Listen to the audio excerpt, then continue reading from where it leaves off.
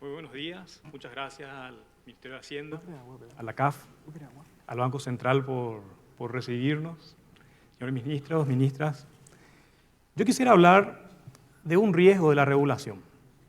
Un riesgo que se llama captura regulatoria y que es transversal a la actividad de regulación como actividad humana. Y es una amenaza a las instituciones de calidad que pueden promover el crecimiento económico y la equidad, y concentrarme en iniciar una reflexión de qué podríamos hacer sistemáticamente para evitarlas. Y básicamente la presentación tiene tres partes. Una donde marcamos la cancha, definimos qué es captura regulatoria. La segunda es una motivación de por qué es importante que pensemos y que conversemos de este riesgo en la regulación. Y la tercera, la más importante, de iniciar un proceso de reflexión de qué se puede hacer de forma preventiva para evitar estas capturas. Bueno, la captura regulatoria se genera cuando entes reguladores son influenciados o controlados por las industrias que se suponen deben regular. Frecuentemente, y hablando de forma sintética, cuando los reguladores privilegian los intereses sectoriales de tal vez de productores de bienes y servicios por sobre los consumidores de los mismos. Y existen dos grandes tipos de capturas regulatorias. Una captura regulatoria abierta, clara, y otra captura regulatoria sutil. La captura abierta es cuando hay violaciones normativas y de conflictos de intereses sin disimulos, sobornos, comportamientos no éticos, y es muy claro definirlo. Pero hay también otro tipo de captura regulatoria que es más sutil y que puede ser imperceptible para el funcionario que está en la trinchera de la regulación. Esta captura suele denominarse una captura cognitiva o captura cultural, que suelen ser el resultado de la generación de determinadas burbujas, donde reguladores y regulados conversan entre ellos y se van aislando del resto de la sociedad. En estos casos de captura sutil, los reguladores adoptan perspectivas, creencias, formas de pensar de la industria regulada. Esto puede generar sesgos en las decisiones regulatorias, dado que por esa forma de pensar, los reguladores pueden priorizar los intereses de la industria sobre el público en general, a veces sin ser conscientes de ello. También este tipo de captura cultural puede generar visiones más empáticas, similares a las de la industria regulada, y también más permisivas.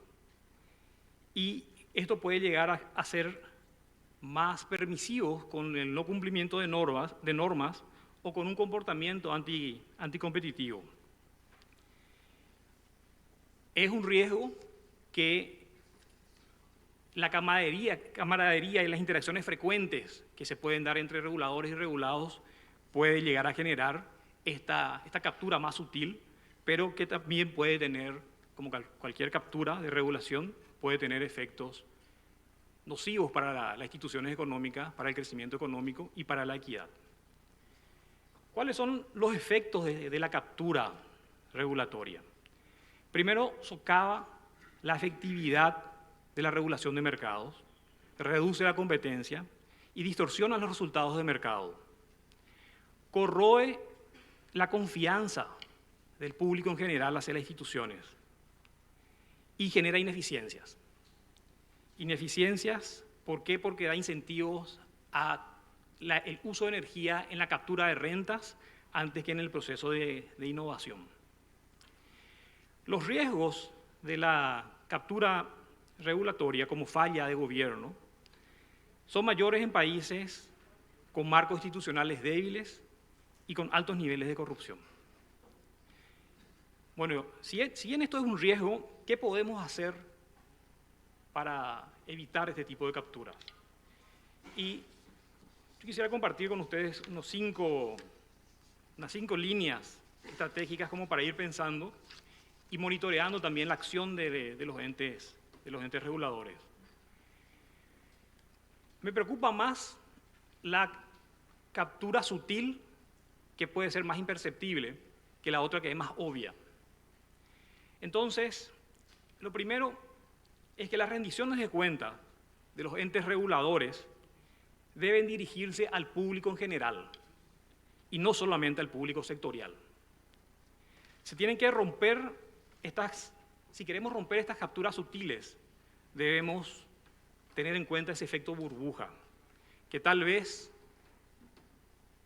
empañado por un lenguaje técnico, sea el diálogo principal entre las agencias reguladoras y los regulados, y se le mira con cierto abandono al público general que no va a entender estas especificidades técnicas de la industria en particular. Y eso lo que hace es consolidar esas burbujas que generan estas capturas sutiles.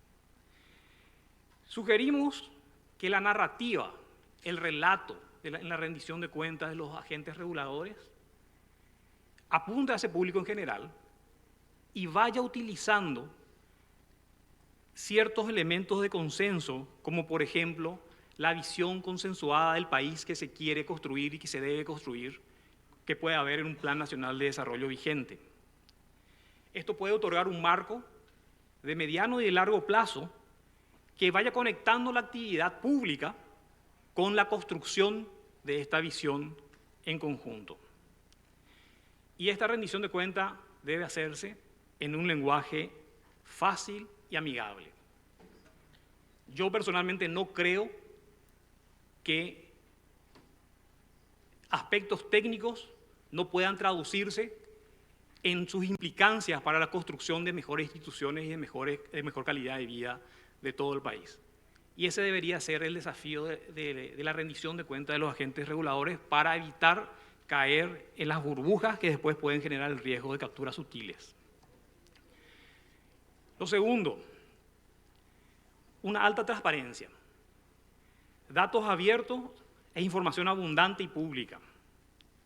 Todo el accionar público debe documentarse y esta documentación debe estar abierta al público, excepto en casos que son bien específicos de protección de información debidamente legislados. La apertura de la información debe ser en formatos amigables para su uso y análisis, incluyendo los datos de los datos, que le llamamos metadatos, y las metodologías completas. Tercero, siempre en la línea de romper burbujas, fomentar la participación ciudadana, más allá de la participación de los sectores regulados. Y en este contexto, los espacios multisectoriales de diálogos y de control son muy útiles en el proceso de prevención de capturas. Involucrar a actores distintos, de distintos sectores de la sociedad en los procesos de rendición de cuentas, promueve la transparencia, promueve la diversidad de perspectivas y minimizan los riesgos de capturas.